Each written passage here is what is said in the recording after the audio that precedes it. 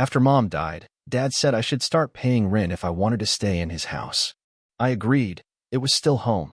On my 21st birthday, he accidentally spilled wine on my shirt and said, "That's just to disinfect a poor boy.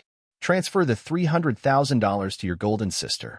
That night, I reached for bread. He grabbed my wrist. "Ask first," he said. My sister smirked. "He's right." I just looked at my plate and said, "Okay." The next morning, they went on their cruise. When I came home, the doors were locked. A note said, "Go stay with Grandma." But what I did next shocked even me. I was still wearing the black suit from Mom's funeral when Dad said I'd need to start paying rent if I wanted to stay in his house. He didn't look up from his coffee when he said it. Just pushed the rent notice across the table like it was a normal Tuesday. I nodded. Said, "Okay." Because what else was I going to do? It was still home. Even if the shape of it had shifted the second they lowered her into the ground. That was 4 months ago. I'd been transferring $750 every month like clockwork. Never late. Never questioned it. Cleaned the kitchen. Kept to my side of the house. Didn't invite anyone over. Didn't raise my voice. Just existed quietly. That seemed to be what he preferred. My sister called once. Said she was worried about me. Then asked if I'd seen the $18K necklace Dad got her for graduation. I hadn't. She sent a photo. Said it was family money and that I shouldn't act weird about it. I didn't reply. Just made dinner. Ate alone. My 21st birthday came on a Thursday. I didn't expect much. Maybe a nod, a slice of cake. Something simple. We were sitting at the table, just the three of us. He poured wine into 2 glasses. None for me. Then accidentally spilled his across the table, straight onto my shirt. I pushed back. His hand came down hard on the table. "That's just to disinfect a poor boy," he said, smiling. "Transfer the $300,000 to your golden sister." She didn't flinch. Just picked at her pasta. I looked at him, then at her. She smirked. That night, I reached for a piece of bread. He grabbed my wrist. "Ask first," he said, like I was reaching for something sacred. My sister didn't even pause. He's right. I looked at my plate. Swallowed hard. "Okay," I said. The next morning, they left for a cruise. 2 weeks. She posted a photo of the ship's deck within the hour. Captioned it, "When you do things right, life gives you luxury." When I came home after work that evening, my key didn't fit. I turned it again. Nothing. A note was taped to the door. Folded, typed, "Go stay with Grandma." I didn't panic. I didn't knock. I didn't call.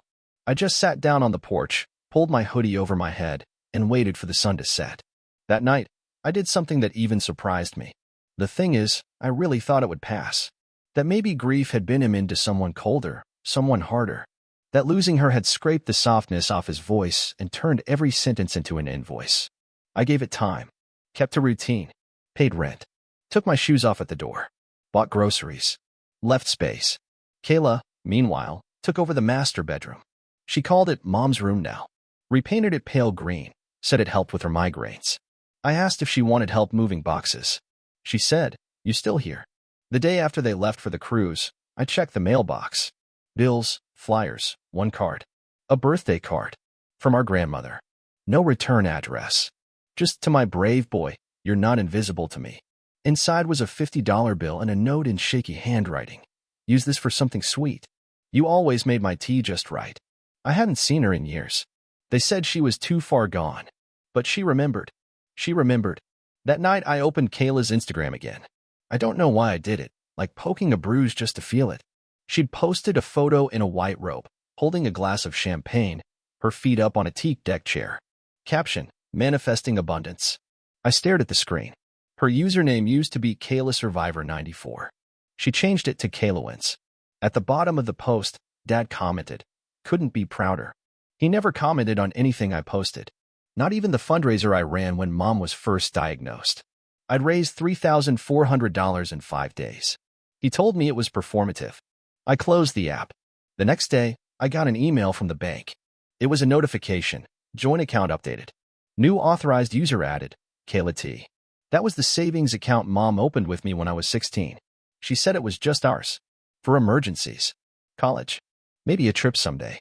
I hadn't touched it in months. I logged in. Balance, $2,391.74. Available, $31.74. There were 5 recent withdrawals. Cruise expenses, spa treatments, A cash transfer to KT Designs, Kayla's Etsy page. She once made a vision board and called it a business. I checked the account permissions.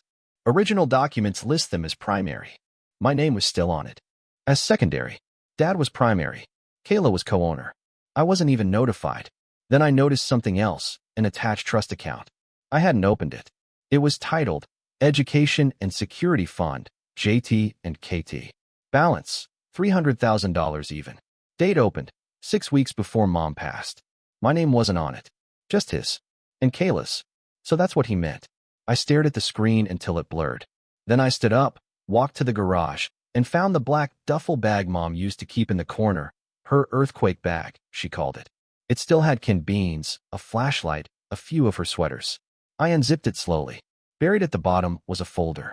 Inside, a copy of the house deed. She had kept it.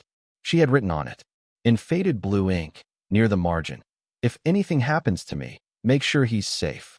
There was an arrow pointing to my name. I sat down right there on the garage floor, concrete cold against my legs. I stared at her handwriting until my hands stopped shaking. Then I heard the mailbox slot rattle again. A letter from the Homeowners Association, addressed to Mr. and Mrs. T. They had crossed out Mom's name, written in Mr. T and Miss Kayla T. No mention of me, not even a slash, not even a comma. I went inside. I opened the fridge. Inside, 3 labeled containers. One said Kayla's juice, do not touch. One said Dad's lunch. One was empty. The empty one had a note taped to the lid. You can label yours too. No name. No smiley. Just that. You can label yours too. That night, I ordered takeout. Ate it cold, standing by the sink. Then I opened my email. I searched for old threads from Mom. Found one, subject line, "For when I'm gone." It had a password, just a string of numbers. I opened the file. Inside, her digital will draft. Nothing formal, just notes. A list of things she wanted. People she trusted. Next to my name, she'd written, not the loud one, but the one who stays. I kept rereading that line. Not the loud one, but the one who stays. I didn't sleep. The next morning, Kayla sent me a voice note. "Hey, can you move your stuff out of the downstairs closet? I need space for my cruise clothes when we get back. Thanks, love you." I listened to it twice. She said, "Love you," like it was an automatic spell, not a feeling. Then Dad texted, "Rent's due tomorrow. Also, don't forget to forward the mail." Not a word about my birthday. Not a word about the note on the door. Not a single thing about locking me out of my own home. I didn't answer. I just got dressed. Packed the few things that still felt like mine, the hoodie, the desk lamp, the picture of Mom and me from my high school graduation. Then I walked to the front door, opened it, stepped outside, and pulled the door shut behind me, slow, deliberate, until the lock clicked. Not a slam, not a goodbye, just that sound, the one that says this time, it's not temporary. This time it's done. It was a Thursday, 5 days since I'd been locked out, when the email came. Subject line, reminder, transfer agreement pending. I almost deleted it. Thought it was junk, but something about the sender name made me pause. T. Family Trust Holdings. I clicked. The body of the email was short. As discussed, please confirm the final transfer of full ownership to Miss Kayla T. As per Mr. T.'s directive, beneficiary adjustments have been finalized. Deed processing will be complete by end of month. Please ensure all secondary accounts are closed prior to transition. I read it twice. Then a third time. Miss Kayla T. Beneficiary adjustments. Deed processing. I blinked at the screen. My hands cold. I didn't know we had a family trust. I didn't know anything was being transferred. I definitely didn't know I was no longer a beneficiary. I opened Mom's will draft again, the one she'd left in the folder, with my name next to that quiet line.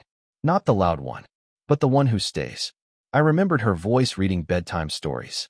How she'd cup my face after swim meets. Whisper, "You're my secret weapon." How she always left the porch light on, even when I got home after midnight. I stared at the email. Mr. T.'s directive. It wasn't an accident. Wasn't a formality. He had cut me out on purpose. A few hours later, I walked to the bank. Not the main branch. The small one, the one Mom used. The same manager, Miss Helen, still worked there. I told her my name.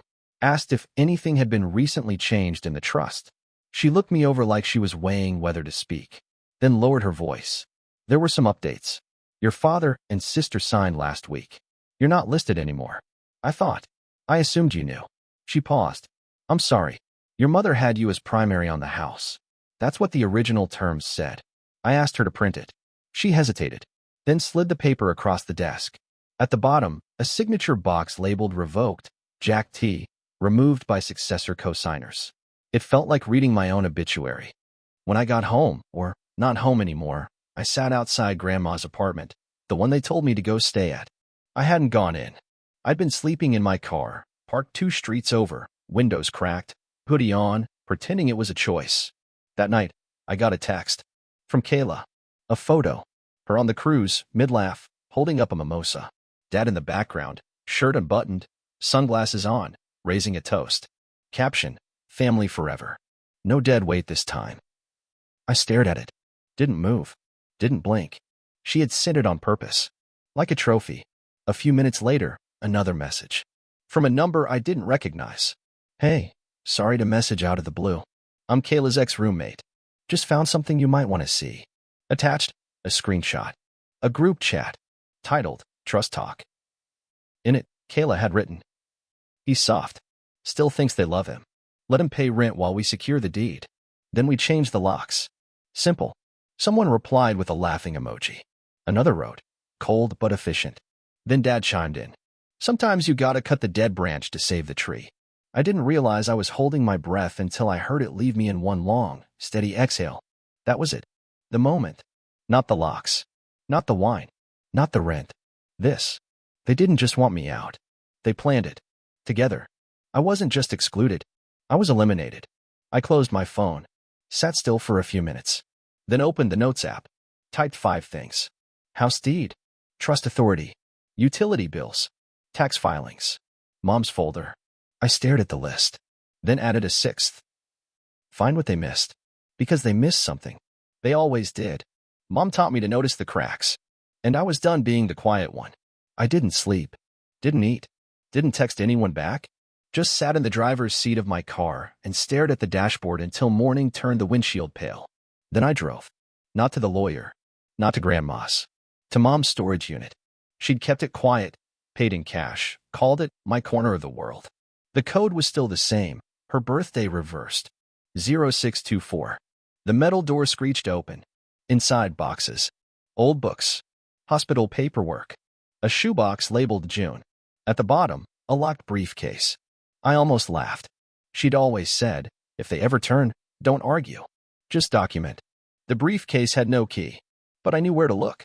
In her jewelry box, taped under the false drawer, was a tiny brass key. I'd found it when cleaning after the funeral. Thought it was sentimental. It wasn't. Next to it, hidden in a small velvet pouch, was something else, a heavy silver key, worn at the edges. The tag on the ribbon said, front door, original copy. Keep safe. I hadn't seen it in years. But holding it, I remembered the day she handed it to me. No matter what happens, she whispered, this is still your home. I slid it into my pocket without thinking. Inside the briefcase were 3 things. A notarized amendment to her will, dated 6 weeks before she died. A USB drive. A photo of me at 7, asleep on her lap. On the back, for the one who stays. The amendment was clear, full control of the property to me. If contested, secondary authority shifts to the legal trustee she named, not Dad. Not Kayla. The name? Her best friend, Paula, a retired court clerk with a long memory and no tolerance for liars. I called Paula. She picked up on the second ring. I told her everything. She didn't even sound surprised. I was wondering when you'd call, she said. They tried to push paperwork through 2 weeks ago. I stalled it.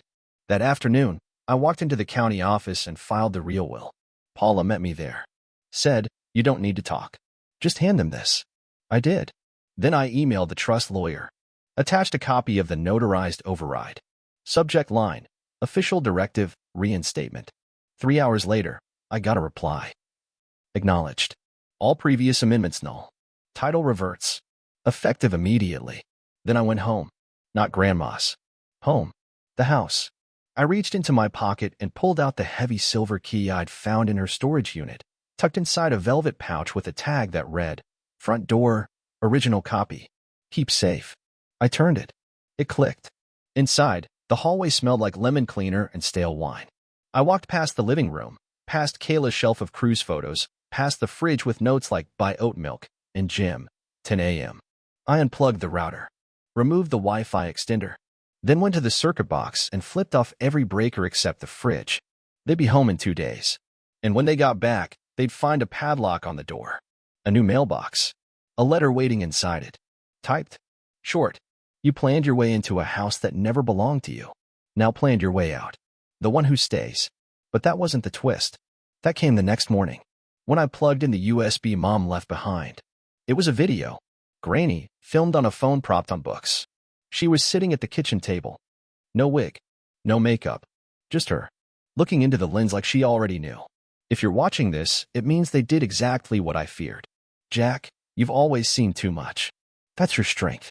And your wound. But listen to me.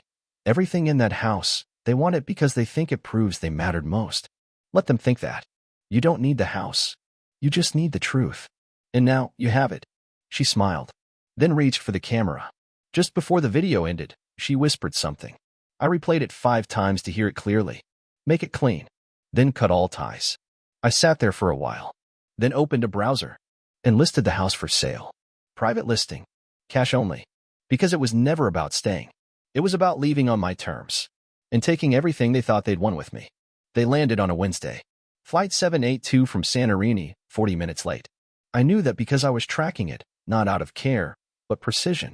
Mid-afternoon, Kayla posted a story. Sun-kissed, smug, back to reclaim what's ours. They never paused to think maybe ours had expired. I watched from 2 houses down, phone synced to the porch cam. Dad walked up first, dragging a silver suitcase. Shirt half-buttoned. Socks and sandals. Kayla followed, chewing gum, designer shades in her hair like a crown. He tried the key. Then the code. Red light. Again. Still nothing. He looked at her. Panic. They circled the house like scavengers. She went for the back. Alarm tripped my silent system. A text buzzed my phone. Unauthorized access. She yanked the handle. Screamed. He slapped the door, kicked the step, sandal flew off.